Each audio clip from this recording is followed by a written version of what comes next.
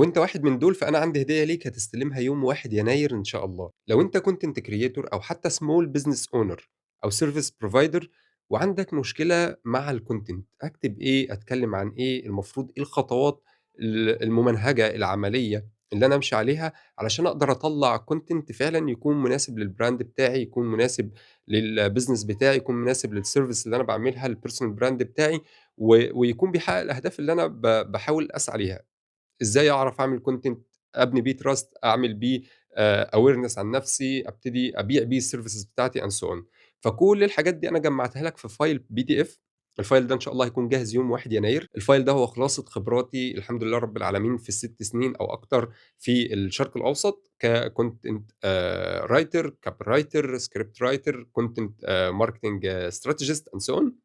فكل اللي عليك بس ابعت لي message على واتساب، وإن شاء الله يوم 1 يناير هتلاقي الfile PDF ده عندك. الlink هتلاقيه في أول comment، ابعت لي message وأنا مستنيك.